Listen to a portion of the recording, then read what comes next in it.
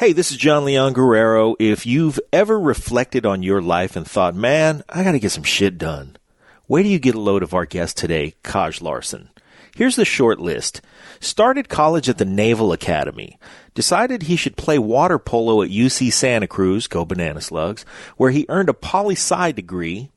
He got a master's in public policy from the Harvard Kennedy School, where he was awarded a fellowship from the Joan Shorenstein Center on the Press, Politics, and Public Policy, and was a joint fellow at Tufts University Jebsen Center for Counterterrorism Studies. That's a pretty good start, huh? What does one do with that education? Well, one becomes a Navy SEAL during Operation Enduring Freedom, and eventually a lieutenant commander and maritime operations officer at Spec Ops Command Africa. And Kaj was just getting started.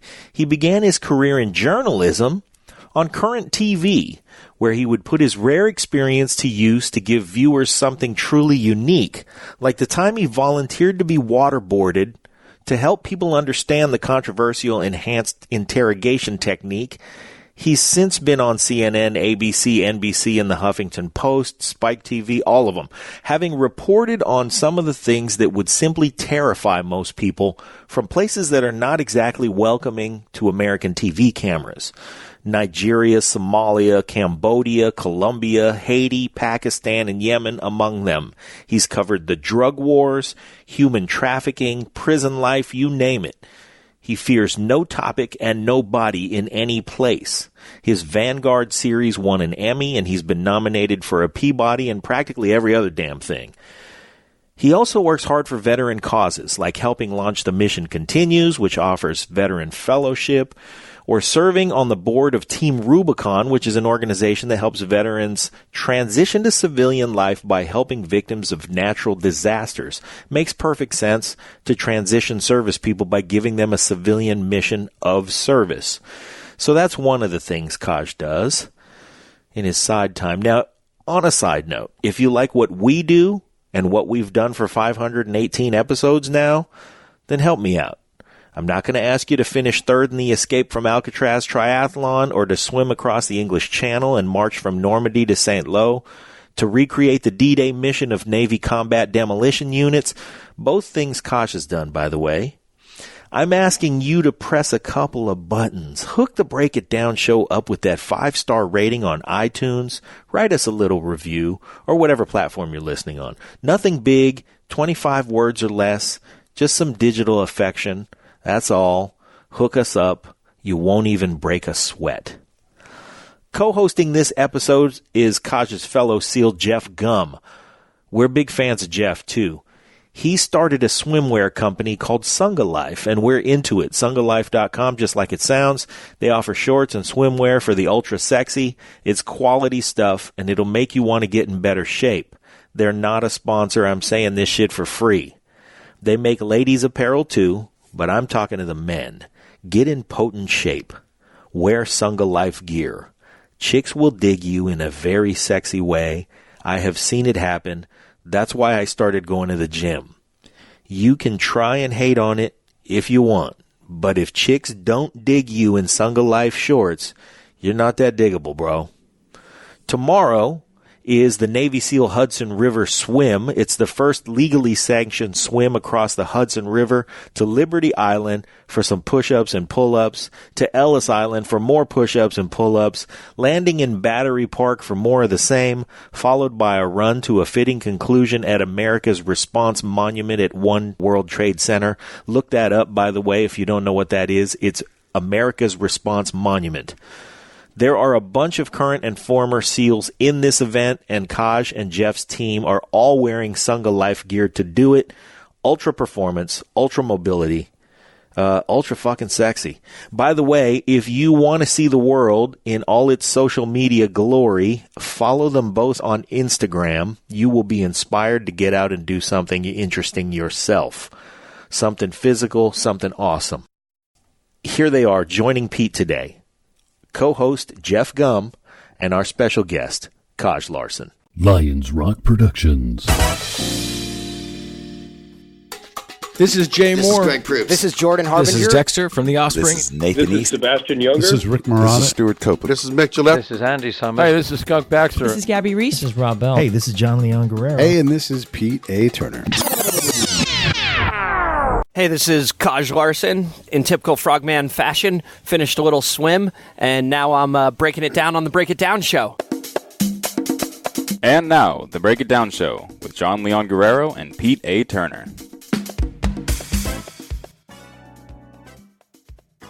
Yeah, we're out here in the park by Jeff Gumb's house. Jeff is co-hosting, and actually right now he's got to be in the gopher. He's getting our coffee. Isn't that the job of the co-host? Yes, exactly. Coffee run. Exactly right. But so here's what's great about having a podcast and being able to do what the heck we want to do. We've all spent a lot of time in combat zones, and none of the three of us have ever worked, I don't think, at least on the same FOB, COB, COOP, JSS, anything. But we have an instant kinship because, well, look, my baseline is this. Nobody's trying to shoot at me today. I say that all the time, man. Like, people are like, man, you're always like so happy. Like, I don't know, like somebody, this guy told me the other day, he's like, man, you have like no military bearing whatsoever. And I was like, thank you, sir. That is the greatest compliment you could give me. But like, yeah, I'm happy. There's no lead flying. Mm-hmm. Nobody's shooting at me. Like, we just swam in a pool. There was beautiful girls in bikinis. Like, today was a good day. I guess, and I'd like to provide context. It's one of the things I do on the show. And the show is not all about warrior stuff, so we'll get past this pretty quick. But when you're out on a patrol, and one of the things that we're able to do, and this is not a big secret or anything, we can listen to what the enemy is talking about a lot of times. This goes back to World War II. But now, like with live intercept on a patrol, I've heard them. They're like, hey Pete, they're saying your name, and you hear like, blah blah blah blah Pete, blah blah blah blah blah, and you're like, okay, yeah, well, and that doesn't happen anymore. Yeah. It is true. You do not have to worry about, now you got to worry about a different chatter class. You know what I mean? All right, so what are we worried about now? Look, I mean, there's a bunch of concerns, right? Like one is what we're doing now that the geostrategic picture is changing. Yeah. Again, we're going back to the great powers debate to get all wonky. We're worried about China and Iran, and even the SEAL teams are shifting back to Big Blue, right? That's a big transition after a decade and a half, almost 2 decades at war for our communities, right? And so then as more and more guys are getting out, I think, one of our responsibilities is to think about what that new picture looks like for guys who are transitioning out. And that's part of the reason Jeff and I became such good friends is like, it's pretty awesome to watch guys get out and thrive. Yeah. Right? Because not everybody does, let's be honest. But like guys who can translate, people... There's all this weird stuff about our military skills translating into the civilian world. Honestly, not really, right? Like, there wasn't a lot of combat swimmer jobs I could go apply for, right? Right?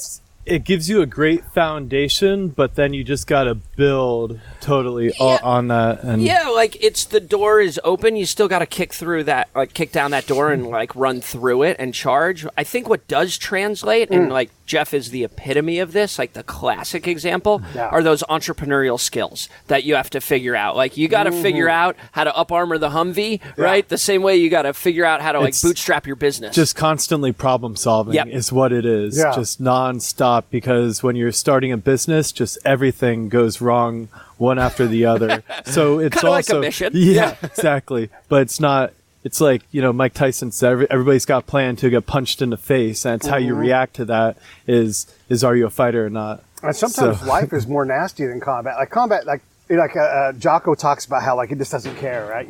But life does care, and it continues to punch you in the fucking mouth. It's like, yeah, you're on a knee. Guess what? Here comes my foot. Yeah.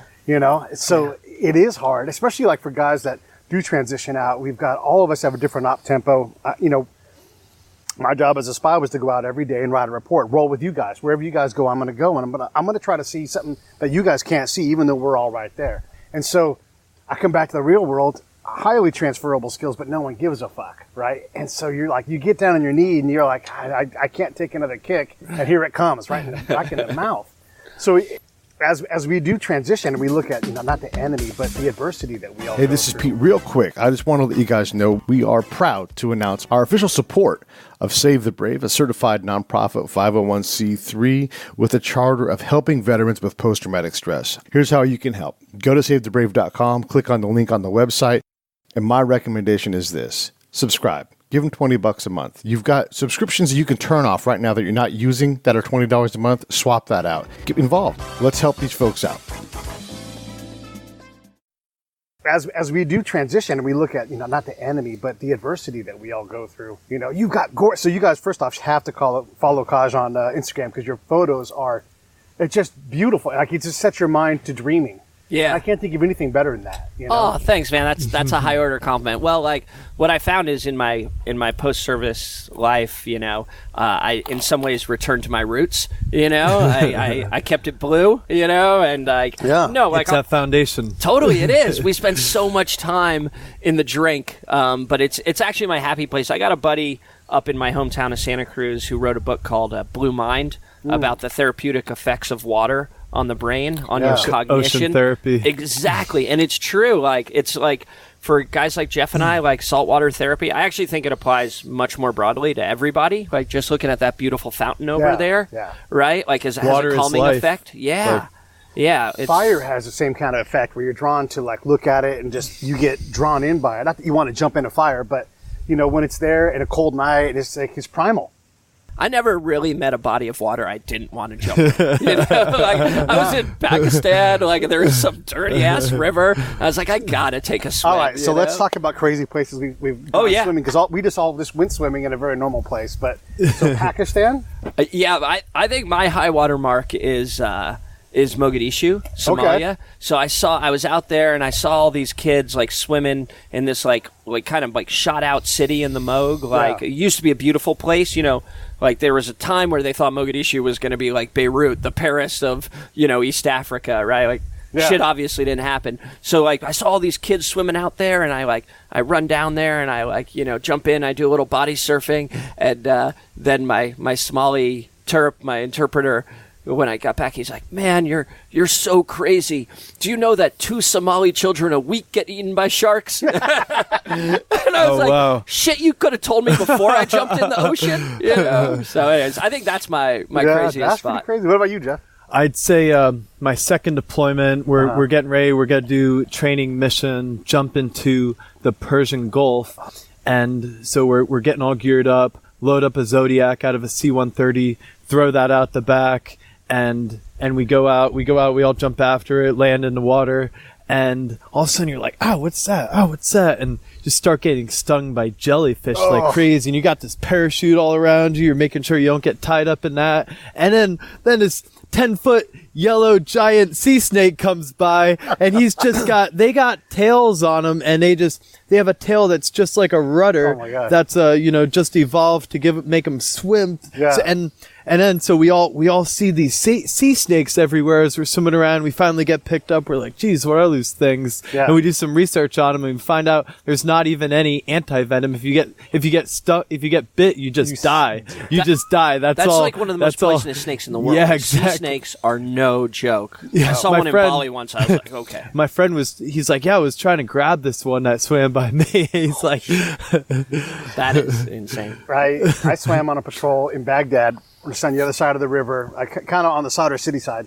And we were on a patrol. It was super fucking hot, middle of the day. Like, normally patrolled, because it's like 120 degrees outside. And we had stopped, and I had nothing to do with that part of the patrol. And I forget what it was, but they had a fountain, just like this one over here. It's a little circular fountain, long enough that you could get swimming across it. And I was just shooting the shit with the Iraqi guys, and I'm always working. So even if I'm shooting the shit, I'm doing what I do. And I'm like, "Can you swim?" And I forget how to say it in Arabic, but that's what I asked him. He's like, "You can speak Arabic?" And I'm like, no, not really. But I can say, "Can you swim?" for some reason. And he's like, "Yeah, I'll swim in that plane right now." I'm like, "I'll race you."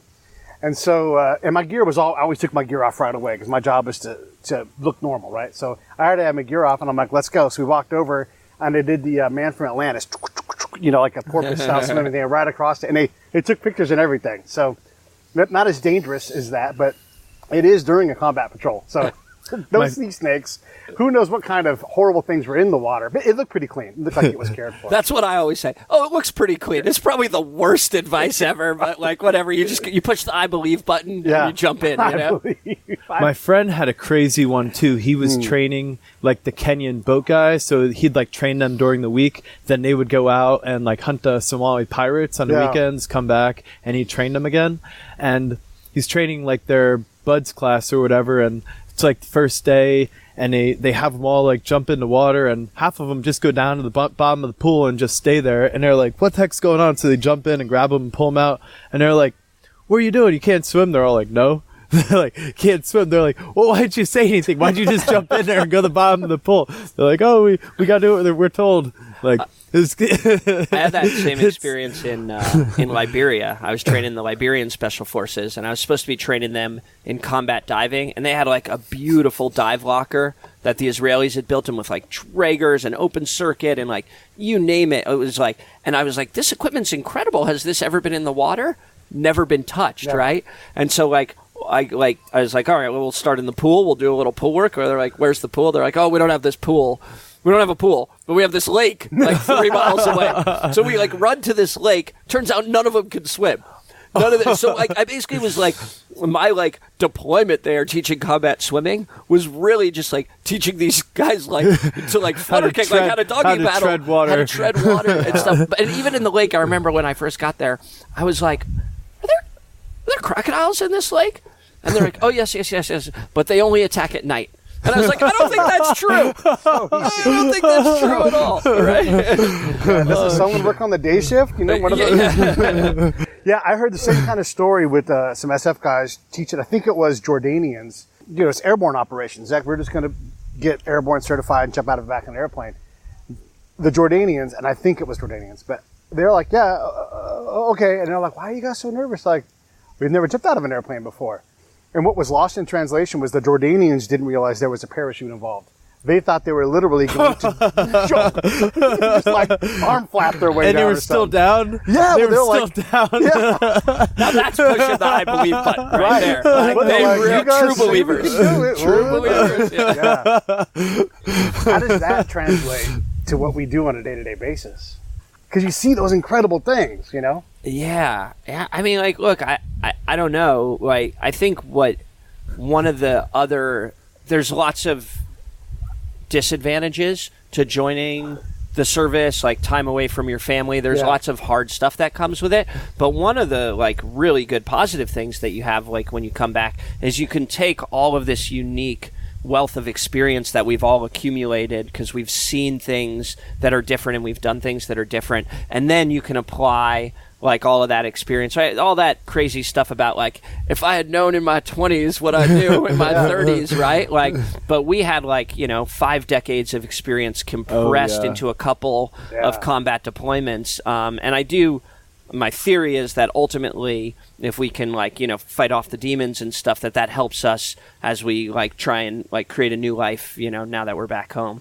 I don't want to do all the question asking. I want Jeff to, but I'm going to throw one more at the both of you guys. So one of the things I ask all of us guys who've been out on a lot of combat missions is, have you fired more bullets or have more conversations in combat? Oh, for me, there's it's 100 to 1 conversation to bullet ratio, right? And partially that's because in my civilian career, when I transitioned, I became a conflict zone correspondent and a war correspondent. Sure, right, yeah. So I spent a lot of time going back to the same places that I had been deployed to and really trying to get to the root causes of the problem and having conversations, frankly, with people who are on the opposite side of the line. Yeah. So I was in northern Nigeria interviewing Boko Haram commanders, right? Yeah. Guys that we have been, maybe are still trying to kill, right? So for me, understanding the territory, and I've spent a lot more time sort of talking and learning, especially now at this stage in my career. Yeah, same with me. I was a source handler my first deployment too, so I was meeting with 2 different guys a day and having key leader engagements at meeting of all these Iraqi generals and Iraqi SWAT commanders and everything. Had drinking all the tea. Yeah. So it's crazy because this is this universal answer, way more way more rounds from my mouth than ever from a weapon ever. And yet the training, totally opposite of that. You train all the time with the weapon, and they're like, I don't know anybody that's ever shown me like an advanced certificate of working with interpreters. Like you figure it out in your own way. There's no institutional knowledge where like, this is how you learn how to drive a weapon, not just shoot, but like really control it, make it do what it, but you cannot show me a training program for the same. And what's more important, considering what we do, it's crazy. Yeah, our interpreters were invaluable because they had been there for over five years, and they had so much knowledge of the area and knew everyone that was coming in, would brief me all about them. And it's like, the team guys turn over to each other, but the interpreters would mostly stay. So they were an incredible asset.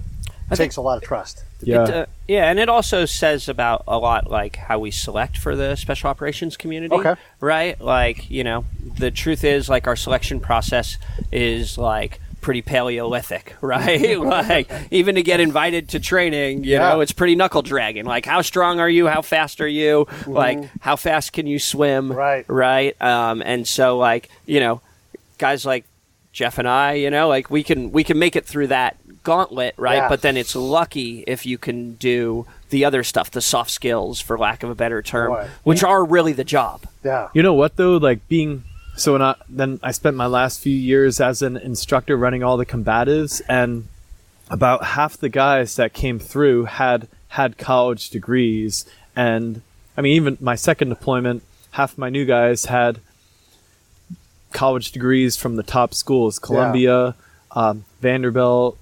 And it was just, so it kind of shows like like just being more educated can kind of helps you prepare, makes you, so they feed off each other. Yeah, it's not at all a surprise to see a special operations person have a degree from the Kennedy School of Government. Someone at this table probably has one of those, right? UCLA, MBA coming for you. Yep, totally. Jeff, and it's, people miss that, they don't understand that. So let me ask you this, because my perception as an Army guy is that the SEALs are, I don't want to say less intelligent, it's not what I'm trying to say, but you guys don't select for that. You guys go a little more Cro-Magnon than like the Green Berets, where they go, we want you to be in a few years, we want you to get a degree. Has that evolved at all for you guys, where you guys look a little bit more, because you guys go out and you train indigenous forces. I know that's the SF job, but everybody's got to go out and do that work. You guys rotate on each other's missions all the time. Yeah. Has it changed for you guys? I think I'd be curious to hear Jeff's perspective, because he was right in the training pipeline sooner. But from my perspective, the appetite is there, right? We always want like more intelligent, like more cerebral, better language skills, all of that stuff. What's different is that it's institutionalized into the SF pipipeline. Yeah, okay. So those guys have to be conventional side. They have to have a language capability before they go in. So like just by virtue of the structure, it's going to skew more that direction than us. All right. That's fair. Yeah, I think there's people that aren't the most educated sometimes, but they're tough, or they're able to pick it up, or they're young, and we need these guys too. We need them, because then they're they're on their second deployment by 21, 22, and then by the time they're 25, they're still young and tough, but they're pretty experienced. But a lot of it just happens naturally, because our training is 2 years long, and a lot of it is very technical. Our CQC is very technical. Even the dive phase, you have to be able to follow procedure, and then you have to be extremely safe for everything we do on the island, between demolition and pistol and rifle and moving. And if you're not safe doing all that, and you can't do land navigation, like it's a lot. It's non-stop learning. Like from one thing to the next, my whole way through my career for 10 years, I never stopped learning. It was constantly one thing from the next, and it was very challenging. Even coming back from my first deployment, going to breacher, going to sniper, going to Hearst Castmaster, it's like non-stop, and you're trying to keep all those. You have like 1,000 different skill sets you've learned, and you're trying to keep them all like pretty good. And so to be successful, you have to be able to just handle that. Let me make sure I say this again for the audience, because I know that we could talk in sort of a shorthand, but everybody at your guys' level, Green Berets, Delta, any of those kind of things, Rudy and all his boys, they have the biggest chip on their shoulder because they just don't get the same love. Marine Recon, those guys are incredible. The Air Force guys. So everybody has a high level. It's alphas of alphas. And then you get to the team and there's another level of alpha above that. So it's crazy. Everybody, you have to adapt or you will not, you find your shit in the hallway. Like, go find a new team. Definitely. That is how it goes. And so we're talking at the very tip, what in theory SF guys focus on, Green Berets, or SEALs focus on. But in practice, you guys cross over a lot. A ton of mission creep, and I don't mean that in a bad way. I mean that in a positive way. But yeah, I mean, the distinctions that we are discussing here at this picnic table are like shades of the grayest gray, right? Like in general, the culture and community that you get from anybody in SOF, Special Operation Forces, is like, it's pretty consistent across the board. There's little variations, but like we all shoot, we all dive for the most part, we all jump, we all pick up heavy shit and put it back down, right? Like that's our move. But I think something Jeff said is super interesting to general audience and also even within the community is like what Jeff just described, like the sheer number of skills that you have to acquire to be a competent operator. I'm still in the reserves. I did a deployment pretty recently, and my friends from the civilian world are like, "Oh man, like when are you gonna aren't you too old for that?" I'm like, first of all, I kick your ass in the gym every single day, right? But one, it's not about those hard skills necessarily, and two, people forget the average age of a SOF operator is 34 years old, right? Because it takes a long time, as Jeff just described, to acquire that range of skills in a dynamic, multi-dimensional environment. It's like getting a PhD, right? Like you, right? Or 3 PhDs, one in air ops, one in diving ops, one in someone land on the team warfare. has to be able to, and there's a backup person has to be able just to load your shit into an airplane and make sure it comes out the other end on the ground okay. That's a whole job in and of itself.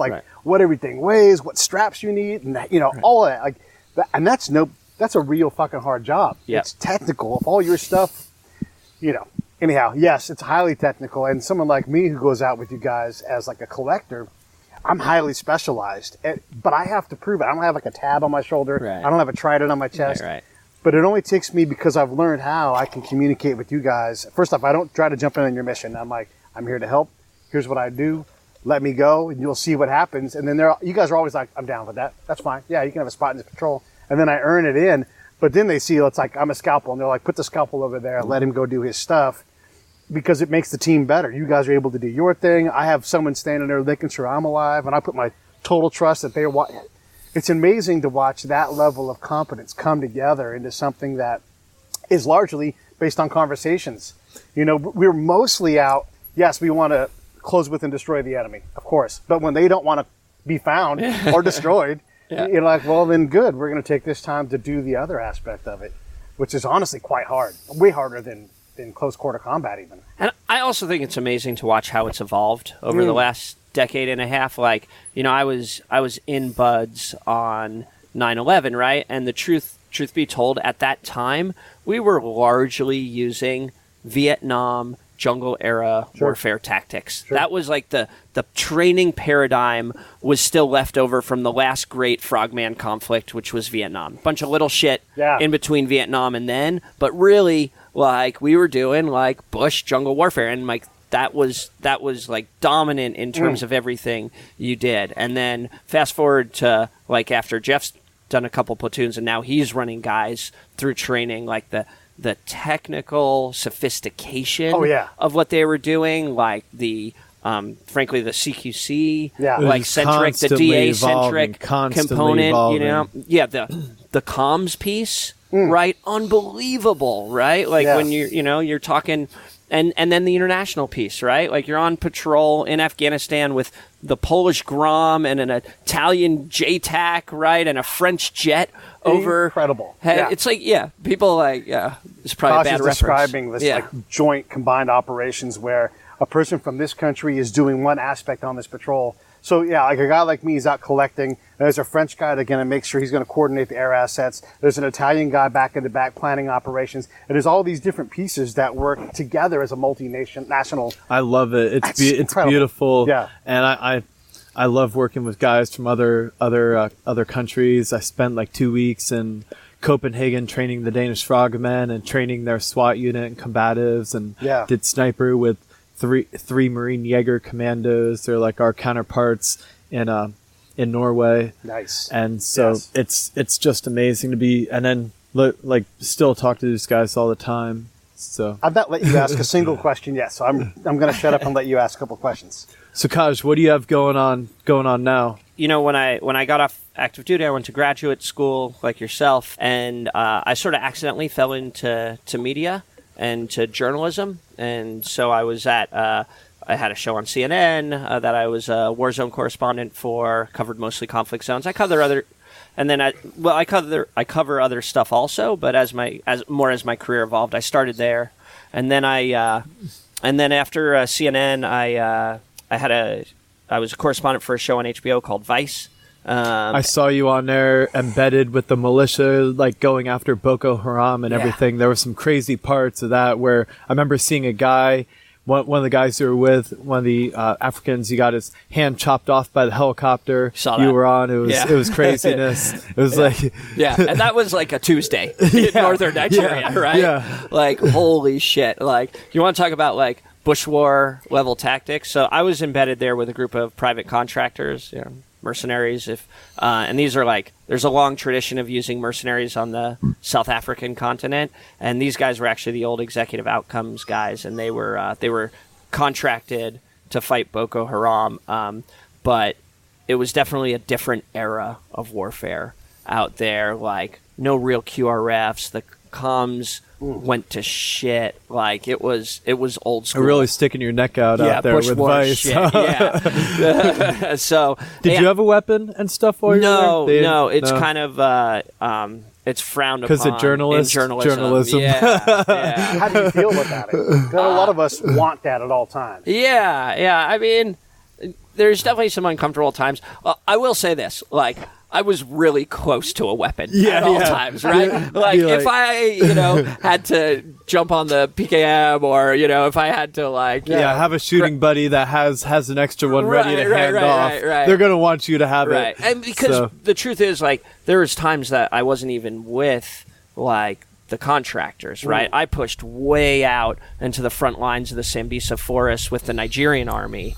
Who are and this is old school trench warfare. These guys live in the trenches. Wow. They eat the rats that they catch in the trenches. No way. And you can see the Boko fighters 1,000 meters away, holed up in an old school and stuff. And they trade shots at night and stuff. We couldn't send in a drone. Right.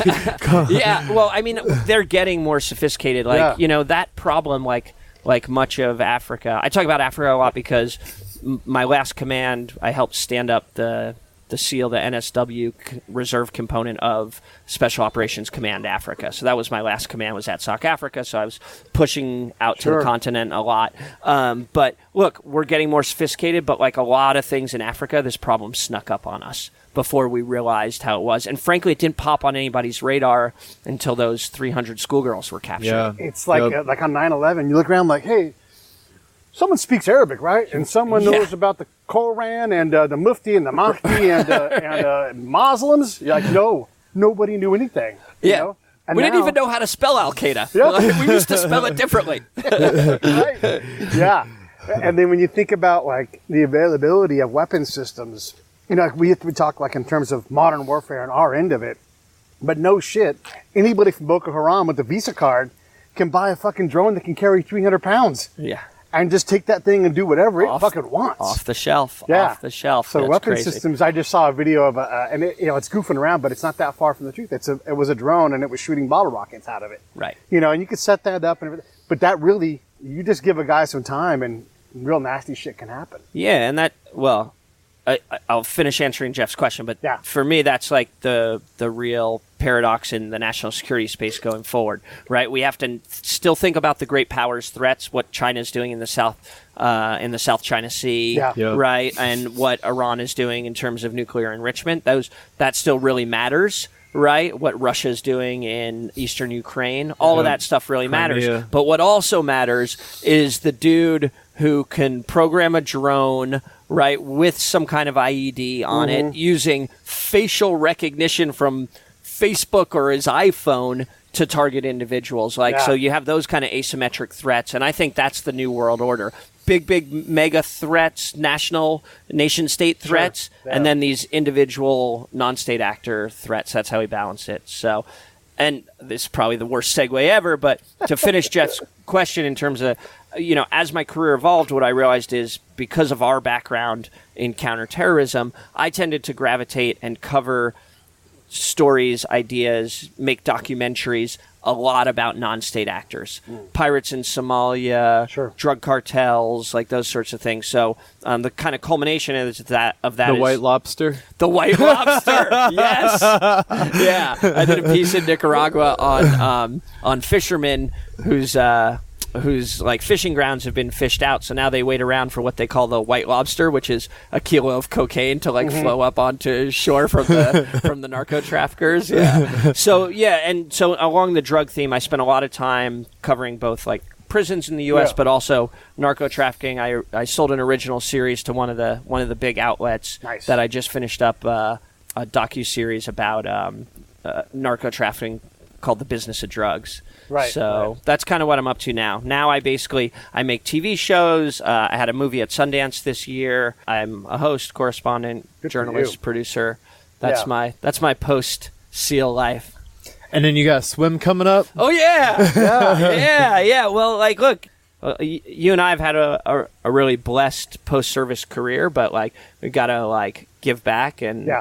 I think you do a lot of this as well. Like remember the community. So Jeff and I are doing this big swim up in New York City. man. We're swimming in the Statue of Liberty, which is going to be awesome. And then from there we swim down to the World Trade Center. Ellis Island too. Yeah. Oh, Ellis that's right. Island, and at every location, we're doing 100 push-ups and 20 pull-ups, and then swim. It'll be a little over 3 miles total that we swim. Then once we get to Battery Park, we run to like the Freedom Tower and Right. finish at the Special Forces statue, like the giant statue of a Spec Ops guy in Afghanistan on a horse. Yeah. Right So- there at Ground Zero. Yep. Yeah. And 30 of us, right? 30 Yep. frogmen. Yeah. Totally. Storming New York. All Yeah. wearing Sunga Life. I was too. going to say the best part is we're going to be the best dressed frogmen in New York City, Right, rocking with the tiny Sunga Life. Absolutely. Yeah. Oh, you need yeah. to make it even smaller, Speedo, specifically for Rudy.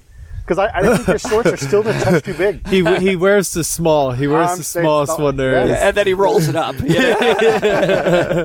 Yeah, for sure. Yeah, we actually just officially today, Scott Husing and I decided that we're going to partner up a Save the Brave and Break It Down show, and really allow them to have a platform to get the word out even more. Because one of the problems is, and you guys must have experienced this, is as we're trying to create service and you're asking for money, there's just this natural reluctance, like, are you guys on the up and up? They're stealing money, and it's like we just got to fight that with a positive message and constant, because there's a God right now that's deciding yes, no on life.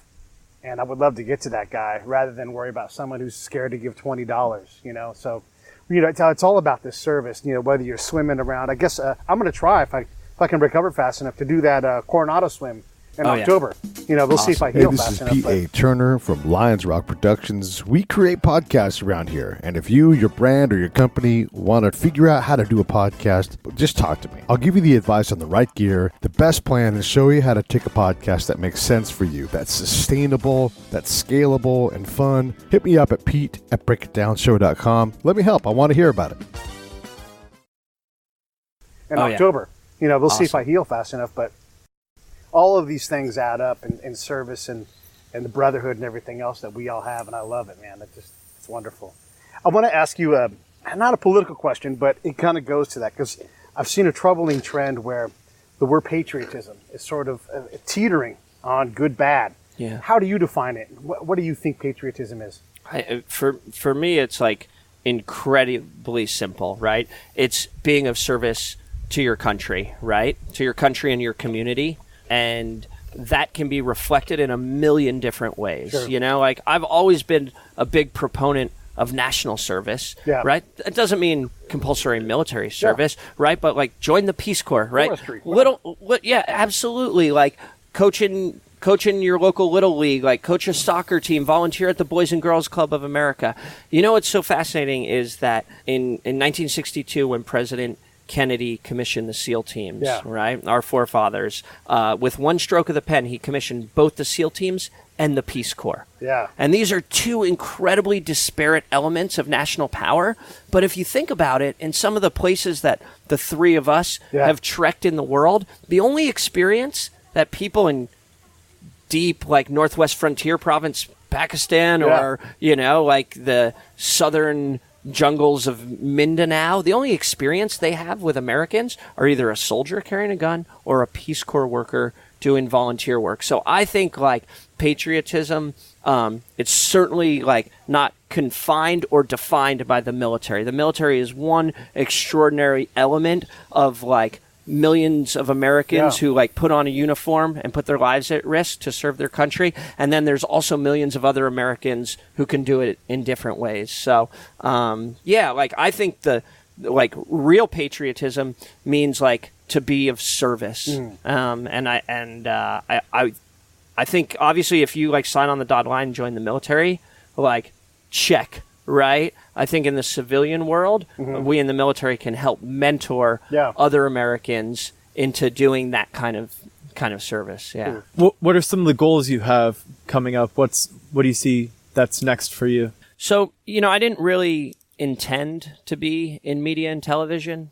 You know, my parents are hippies, although I edit that out. My mom hates when I say that. Right? She's like, I'm not a hippie, damn it. I'm counterculture. You know, like, give me a clean edit point. No, you don't really have to edit it out. I'm kidding. Like, I've had this fight with her before. But look, you know, my dad was a Marine. Met my mom at, like, I mean, they met in New York, but they're at Woodstock together. They were part of that counterculture revolution. Yeah. The point is, like, we didn't have a TV growing up. I don't think I had a TV till I was, like, 27 years old, like, you know, till I got out of the service, right? I didn't ever plan on being on TV or making television shows, but for better or worse, like, it became a bully pulpit in which I could inject my ideas into the world. So there's just not a lot of, I mean, the three of us at this table could, but certainly within journalism, there's not a very good requisite knowledge of the military. You know, when I was at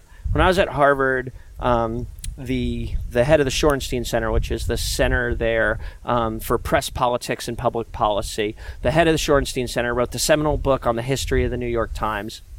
And he told me this story that they used to, at the National Journalism Awards annual thing every year, parade the colors through the auditorium, and they'd ask everybody who, like, had served to stand up, and the whole room in the 50s and 60s would stand up. Every journalist in America had basically served because they were in World War II. So think about, like, their actual working knowledge of the military, like what it means to be in a chow hall, like what it means to go to PSD and fill out your paper, what it means to hold a rifle with bad intentions and put lead down range. Like, they actually knew at a very visceral level.